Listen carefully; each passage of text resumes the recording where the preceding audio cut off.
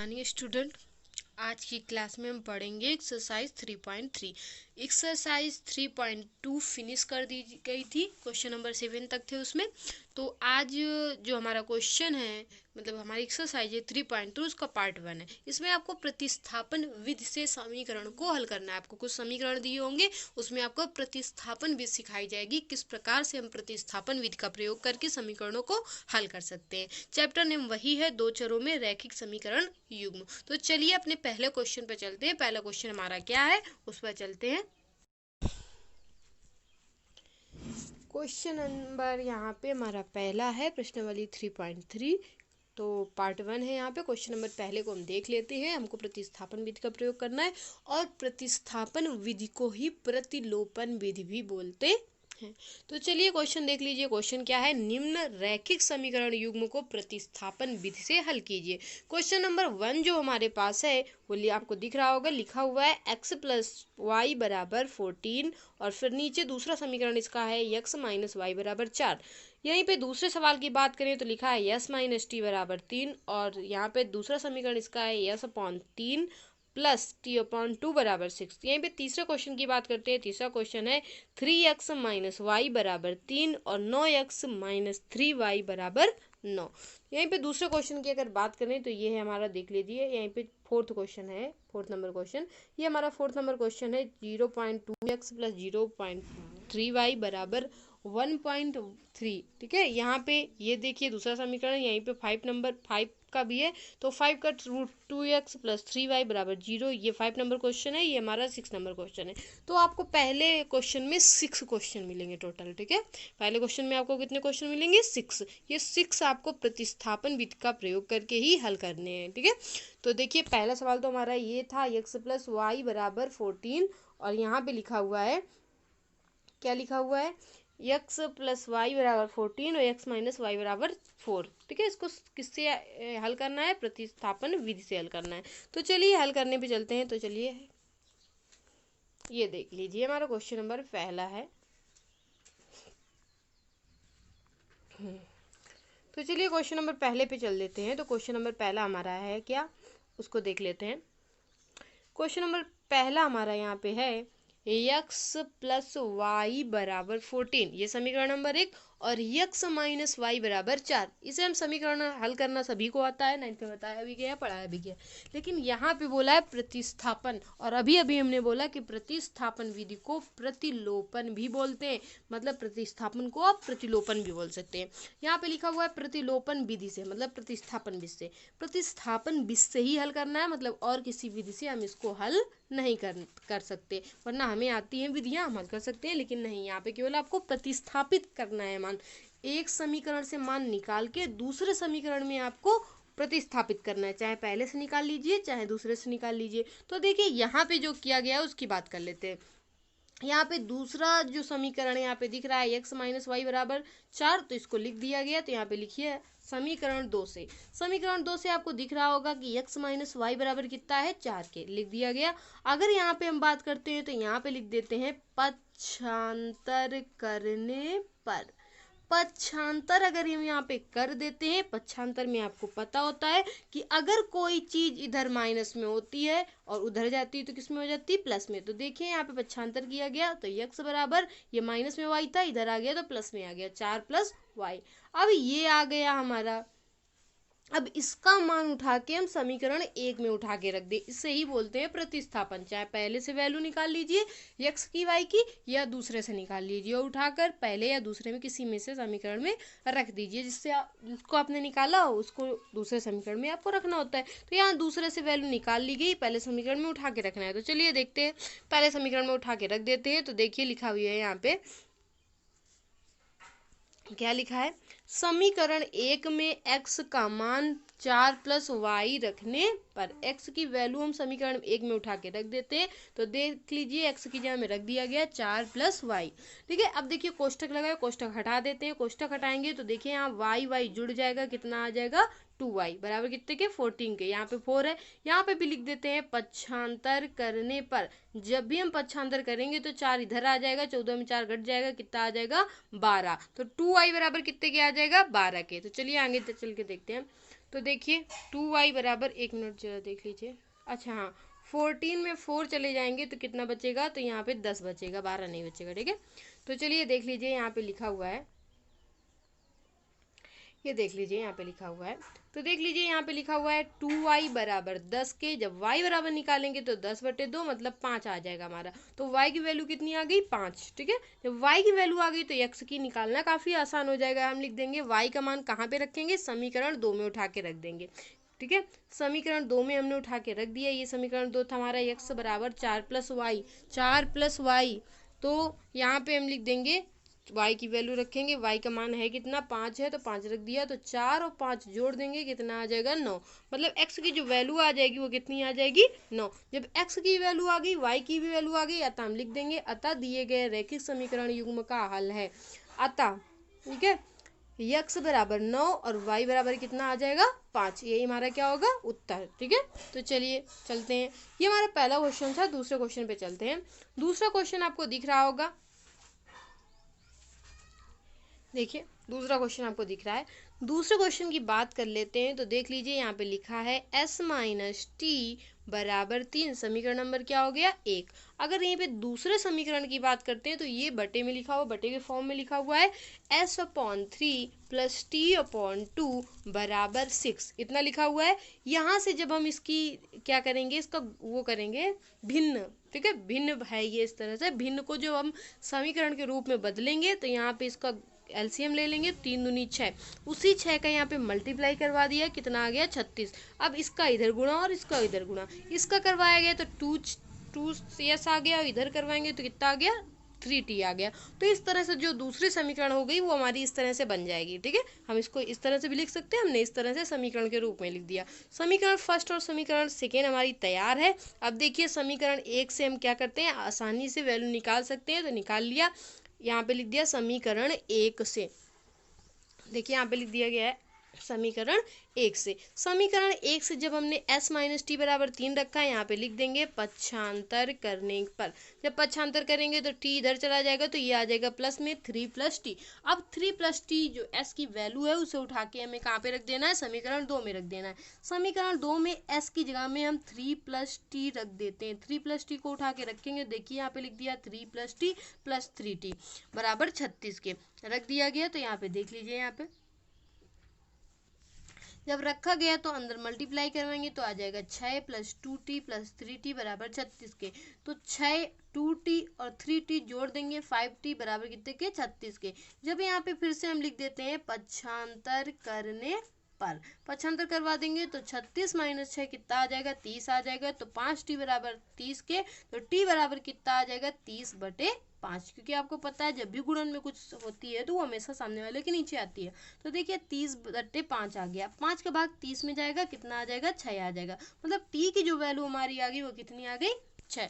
जब t की value हमारी निकल आई तो t की वैल्यू हम आराम से उठा के समीकरण 1 में रख सकते हैं। तो लिख दिया इस t के मान को पुनः समीकरण 1 में रखने पर। समीकरण 1 में जब हम उठा के रखेंगे तो t की वैल्यू कितनी है, 6, हमने रख दिया। 6 और 3 देखते हैं होता कितना है, तो ऐड हो जाएगा, कितना आ जाएगा, 9। मतलब s की जो वैल्यू आ गई वो हमारी आ गई s बराबर 9। तो अतः हम लिख देंगे, यहाँ पे दोनों की वैल्यू निकल आई, अतः हम लिख देंगे अतः दिए गए रैखिक समीकरण युग्म का हल है। अगर दोनों की वैल्यू आराम से निकल आती है तो ये रैखिक समीकरण युग्म का हल है, ठीक है। तो s बराबर 9 और t बराबर कितना है, 6, यही हमारा क्या हो गया, आंसर, ठीक है। चलिए अब इसी के तीसरे पार्ट क्वेश्चन को देख लेते हैं। तो तीसरा पार्ट क्वेश्चन क्या था, एकदम सरल था, इसलिए आपको नहीं करवाया गया यहाँ पे। तो तीसरा नंबर क्वेश्चन आपको अपने आप से करना है, ये आपका होमवर्क है, पहले नंबर की तरह ही तीसरे नंबर को करना है। चलिए फोर्थ नंबर को देख लेते हैं, क्योंकि ये पॉइंट पे था इसलिए हमने ले लिया, वैसे सरल ये भी है लेकिन दशमलव में था इसलिए ले लिया। तो देख लिए दशमलव वाला है, इस वजह से इसको ले लिया गया फोर्थ नंबर को। तो देख लिए क्वेश्चन नंबर 4 पे चलते हैं। क्वेश्चन नंबर 4 लिखा हुआ है 0.2x + 0.3y बराबर 1.3। यहीं पे दूसरे समीकरण की अगर बात करें तो 0.4x + 0.y बराबर कितना है, 2.3। 3। हम इनको सरल कर लेते हैं। पहले को सरल करेंगे, दशमलव हटा देंगे, ठीक है। जैसे ही हम दशमलव को हटाएंगे तो नीचे 10 आ जाएगा, इसके नीचे भी 10 आ जाएगा और इसके नीचे भी 10 आ जाएगा। जब 10 10 आ जाएगा तो दोनों के तरफ के 10 10 को कैंसिल कर देंगे। देखिए यहाँ पे हम इस तरह से लिख सकते हैं 2x + 3y बटे 10 बराबर, क्योंकि आपको पता है कि जब भी अगर नीचे हमारा समान हो, ठीक है, हर समान हो तो उसको एक बार लिख दिया जाता है। 13 बटे 10, 10 से 10 कैंसिल, कितना आ जाएगा 2x + 3y बराबर 13। ये हमारी पहली इक्वेशन आ गई। सेम इसी तरह से इसको भी करना है और सेकेंड इक्वेशन बनानी है। तो देखिए लिख दिया हमने। अब हम क्या करते हैं, सेकेंड में इसको परिवर्तित कर देते हैं सेकेंड इक्वेशन को। तो देखिए इसका दशमलव हटाएंगे, यहाँ से 10 नीचे आ गया, 1 0 बढ़ जाता है। इसका हटाएंगे, नीचे आ गया 10, इसका हटाएंगे, नीचे 10 आ गया। इसमें भी सेम वही स्थिति होगी जो पहले वाले में की, 10 से 10 कैंसिल हो जाएगा। इक्वेशन हमारी आ गई 4x + 5y बराबर 23। ये समीकरण नंबर सेकेंड इक्वेशन बन गए। अब इन्हीं दोनों को हल करना है। आपको दिख रहा होगा कि दोनों इक्वेशन को कैसे हल करना है। तो हमें पता है कि प्रतिस्थापन भी इससे हल करना है, मतलब किसी एक से वैल्यू निकाल लीजिए और किसी एक समीकरण में रख दीजिए। चलिए देख लेते हैं। तो देखिए यहाँ पे अब हम क्या करते हैं, समीकरण 1 से हम कर लेते हैं इसको। समीकरण 1 से हम वैल्यू निकालेंगे, किसी की x की निकाल लेते हैं और उठा के समीकरण 2 में रख देंगे। यही प्रतिस्थापन विधि होती है, किसी एक की वैल्यू दूसरे में प्रतिस्थापित करना, रखना, ठीक है। तो चलिए यहाँ पे लिखा है 2x 3y बराबर 13 के, यहाँ पे हम लिख देंगे पक्षांतर करने पर, ठीक है। जब हम पक्षांतर करेंगे तो यहाँ पे 3y है, प्लस में इधर आ जाएगा तो किस में आएगा, माइनस में। देख लीजिए इतना आ गया। देखिए जब भी आपको पता है कि 2x होता है, इस तरह से होगा मल्टीप्लिकेशन में कोई चीज़, तो सामने वाले की नीचे आ जाती है, तो सामने वाले की नीचे आ जाएगी। तो x बराबर आ जाएगा 13 - 3y बटे 2। ये x की वैल्यू आ जाएगी। अब हम इसे उठा के समीकरण 2 में रखेंगे। समीकरण 2 में उठा के रख देते हैं। तो लिख दिया। अब x के इस मान को समीकरण सेकेंड में रखने पर, देखिए समीकरण सेकेंड हमारा यही तो है, ठीक है। इसी में उठा के रखनी है x की वैल्यू, हमने x की जगह में रख दिया। अब अंदर गुणा करवा दिया इसका, ठीक है। अंदर गुणा करवाएंगे तो देखिए यहाँ पे अंदर गुणा करवाएंगे तो ये 2 से जब कोष्टक हटेगा तो देखिए 2 से ये कटेगा तो यहाँ केवल 2 बचेगा 2। तो ये कोष्टक में अभी लिखा है 13 - 3y + 5y, ठीक है, प्लस बराबर में कितना 23। अब देख लीजिए यहाँ पे ये 2 बचा, 2 का अंदर गुणा करवा दे, 13 दूनी 26 और यहाँ से 2 से गुणा कर 3 में करवाते हैं तो कितना आ जाएगा 6, ठीक है। तो यहाँ पे आ गया 26 - 6y + 5y बराबर 25 के। अब देखिए 6y और 5y आपको दिख रहा है, यहाँ पे ये माइनस में प्लस में घटेगा, चिन्ह काय में आएगा, माइनस में, तो घट गया, 1 आ गया, कितना आ गया माइनस। तो 26 - y बराबर 23 के। अब हम यहाँ से पक्षांतर कर लेते हैं। तो पक्षांतर करेंगे किसे, किसी एक को कर लेते हैं, चाहे संख्या को संख्या के पास ले जाना होता है, समीकरण को इधर। तो देख लीजिए हम पक्षांतर कर लेते हैं। यहाँ देख लीजिए पक्षांतर कर लिया गया। पक्षांतर हमने किसका किया है, तो पक्षांतर हमने इसका कर लिया है y का। y उधर किस में था, माइनस में था, हमने इधर लिया है तो ये इधर जब लाएंगे तो ये हो जाती है माइनस, हट जाएगा, इसका किस में हो जाएगा, प्लस में। और ये सेम की सेम संख्या बनी है, ठीक है। ये वाली इधर गई है तो ये माइनस में हो जाएगी। तो लिख दिया 26 - 23 बराबर y के। तो y बराबर कितना आ गया 3। 26 में 3 घटाओगे कितना आएगा, 26 में 23 घटाओगे कितना आ जाएगा 3। तो y बराबर हमारी 3 आ गई। अब हम इस y के मान को समीकरण 1 में उठा के रख देते हैं, जो हमने निकाला था। समीकरण 1 से ही तो हमने ये निकाला था, समीकरण 1 से ये निकाला था, तो यहीं पे y की वैल्यू उठा के रख देते हैं। y की वैल्यू उठा के रख दी, y की वैल्यू थी कितनी 3, 3 तिरका 9, मल्टीप्लिकेशन करवा दिया, 13 में 9 घटा दिया, कितना आ गया 4।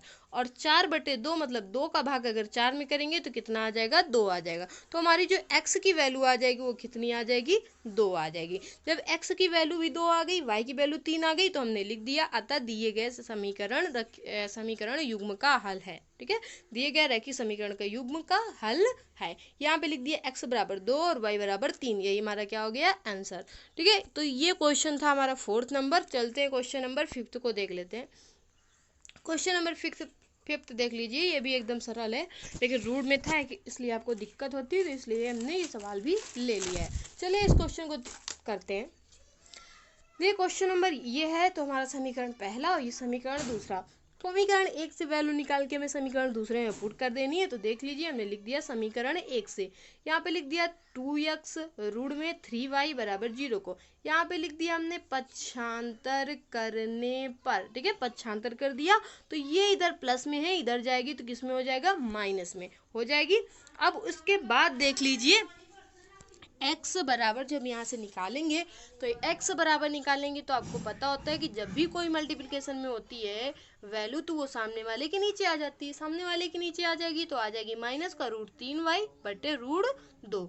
अब इस x का मान समीकरण 2 में उठा के रख देते हैं। समीकरण 2 हमारा क्या है, तो समीकरण नंबर 2 ये है √3x - 8y = 0 के। यहाँ पे उठा के हम x की वैल्यू रख देते हैं। x की वैल्यू ये है, हमने उठा के रख दी।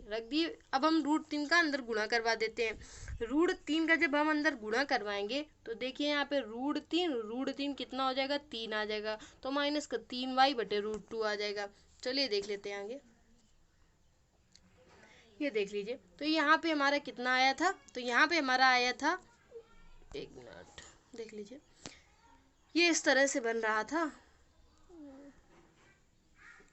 ये इस तरह से बन रहा था। जब हमने कहा गुणा करवाएंगे √3 का, तो अंदर गुणा करवाएंगे √3y बटे √2, माइनस में है ये माइनस का 8 √ और y, यही तो है, बराबर कितने के, 0 के। तो हमने कहा ये आ जाएगा, तो रूट आपको पता है रूट हट जाता है जब रूट का गुणा होता है, 3y माइनस में, ठीक है। ये 8 दूनी कितना हो जाएगा, क्योंकि ये भी रूट लगा है, ये भी रूट लगा है, ठीक है।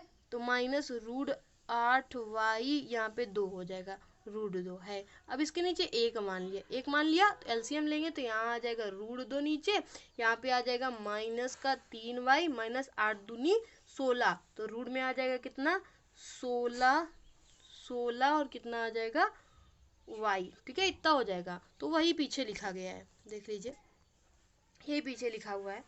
देखिए लिखा है माइनस का 3y माइनस √16y = 0। आपको पता है रूट के अंदर अगर 16 है बाहर निकल आएगा। अब देखिए जो नीचे यहाँ पे 2 था उससे हमने 0 में भेज दिया है, तो जो 0 में भेज दिया गया तो यहाँ से 2 हट गया है, इसीलिए यहाँ पे 2 लगा नहीं है, ठीक है। तो वो 2 चलिए यहीं पे रखिए, तो ये 2 हमारा कहाँ चला जाएगा, 0 में। तो हमारी वैल्यू कितनी हो जाएगी, माइनस का 3y, और यहाँ पे देखिए ये रूट में है, रूट में जब 16 है, 16 का रूट में बाहर होता है, निकल आएगा तो कितना आ जाएगा, 4।